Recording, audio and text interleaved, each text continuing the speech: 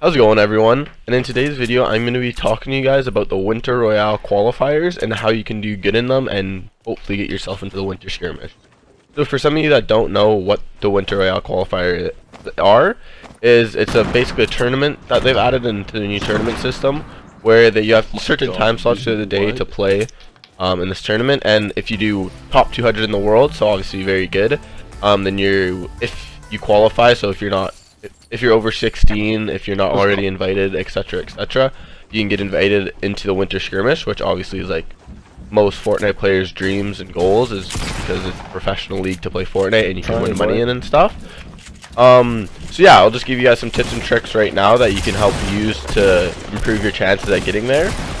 So first of all, we're going to talk about points, and to unlock the pin you need 25 points, which if you guys don't know, 3 eliminations is 1 point, 5 eliminations, 7 eliminations is 1 point, and top 10, top 5 is 1 point, and then Victory Royale is 3 for this one. And you guys need 25 points to get into the pin, but in this certain tournament, the pin doesn't matter.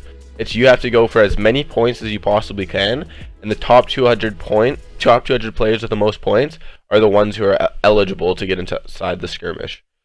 So what I would suggest doing for the point system is, depending on your playstyle, if you're more of a scrim player and don't really like playing for kills, I would honestly say try and go for the Victory Royale and try and get 3 to 5 eliminations along the way. Because if you don't think you're going to get the 7 eliminations against better players, especially when you get deeper inside the tournament, I would say play honestly for placement. But at the same time, you got to get as many points as possible, because it's the point system where the highest amount of points is the ones who get invited. So if I were you guys, I would say go for placement, and if you have a chance to get in a kill or third party, go for it. Don't be nervous to go for attack and stuff. Like, I know for skirmishes a lot of players play extremely passive and just chill on the side in a 1x1 etc, and that's good, keep doing that and stuff, but I'd say if there's a chance for you to get a kill, I would say definitely go after it, because you're going to need as many points as possible. The next thing I would say is make sure you're warmed up for this. Now it is tomorrow, it might be tonight, I think it's tomorrow, so I would say make sure that you've been grinding for the past day or all day today, and all you're doing is just working on everything you're going to use. You're going to work on your 90s, you're going to work on building, you're going to work on just aim in general. Like, just make sure you're completely good and you're at your best. You may not, some days, trust me, I know you may feel off a little bit. Just take a little break, 10-minute break, and hop right back on and try and make sure everything's perfect. The next thing I'm going to say is, for in-game, for the tournament, some people kind of say, like I said, just play completely passive, but if you want to do really good in this and actually get a chance to make the top 200, you're going to have to go for eliminations.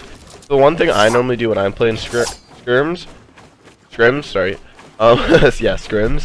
is I do risk management in my head, and you got to kind of decide if a fight's worth you taking. There's a couple things you can use to kind of give you an idea if that fight's worth taking. So for example, if the storm's coming on you guys, or the storm just started moving to your far side of the circle, don't go and attack someone, or even don't bother going a third party in someone unless you have some clear shots and you really think you can end the fight quick. Because especially in these tournaments, if you start getting hit in the storm and you get into a fight, most players, especially at the later levels, will be very good at the game. So you're gonna have to spend, I don't know, 30 seconds to a minute fighting this person, which will draw more attention from people inside the circle, who can just wait inside the circle and storm camp you guys, and then try and kill you when you're coming out. It's gonna waste your health. So honestly, if the storm's gonna come on you guys, don't worry too much about that fight. I would say just go get circle right away and wait for them to come out, or you can just keep moving on depending on your loot and everything. The next one I would say is wasting your map. If you're in a mid fight and I think the limit's only like 400 to 500 mats this tournament. If you're in a big build fight, honestly, high ground's important, but if you feel like you're losing high ground consistently and you've already wasted 300 and 400 mats, I would say drop down and either shoot him down or make him drop down as well. Because if you kill him, say you kill him, you're only going to have an extra 400 mats when someone else may come a third party in you. because third party is very good in this tournament, and they could come kill you or build battle you, and you're already out of mats, right? So you want to make sure that you're not using too much mats if you can help it. Obviously, if you feel like you need to get this high grade and you need to win this white fight, or you're at 6 eliminations and you want the 7 elimination, obviously then you can use more mats than just a normal fight. But try and end fights as quick as possible, because you have higher chances of getting third party the higher it is, and you're going to waste more material, obviously. True. Now the next one I'm going to say is turtling. So if you guys haven't played scrims before, turtling is probably one of like the biggest things inside scrims.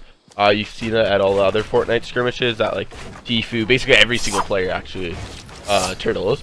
So what it is, I'll show it on the screen right now, is basically you just build a 1x1 with normally you try and do it out of brick or metal depending on the zone, because obviously they're harder to break. So you want to turtle, and depending on where you are in the circle, so say it's like the second circle in, and you still don't know where you want to move, but you want to turtle. I wouldn't say turtle like 6 different turtles and extend really wide, because if you do that, then you're just wasting materials, right? And you're gonna have to end up moving most likely anyway. So I would say only if you're in the first or second circle, just turtle a little bit. Just turtle maybe 1 turtle, like honestly 1x1. You can do it out of brick, you can do it out of wood, depending on how much you have of each. I wouldn't say waste metal yet. And you're just going to want to sit there. There's a couple pyramid tricks you can do, where for right now you can basically just you can build a pyramid at the very bottom, edit the one side, and then when you edit the 2 walls, you can edit these 3 bottom right, and then on the other one bottom left walls, and then you can edit down the pyramid and you can kind of see a good view of everything. There's also one where you can edit the pyramid underneath again, but in a different way, and then this time you build the pyramid above you inside the 1x1, and you can peek through that so you can kind of see around everything. And this just kind of gives you an idea if someone's pushing you, where the other people are, because obviously you kind of want to map in your head of where everybody is. But yeah, I would say turtling is very important. Don't extend your base too much until you know you're in one of the final circles. You have a really good feeling that the circle's going to land on you, because you can't be wasting mats, right? Mats are extremely important in this, and you need as much as you can if you want a good chance. Now the last thing I'm going to say is for your 4th or 5th slot. This is really important for what you're good with. So I would say most of the time, even if you're a great sniper or great whatever, I would say it's very good to have explode. So it's good to have the dynamites, good to have a rocket launcher, grenade launcher, quad launcher. All of those I'm going to say are very important, because in the good tournaments where you're going to be at like 20 points or 15 points even, or 10 points even, like I was at 15 points the last tournament, and there is our scrims where everyone's just going to be 1x1ing. Explodes are so important to break that 1x1 and get and attack them and deal some good damage right off the start. For a sniper, it may be good at the very start of the game, but near the end game, when people 1x1, it's really hard to get a snipe down, right? So unless you're a pro sniper, I would say explodes are very important.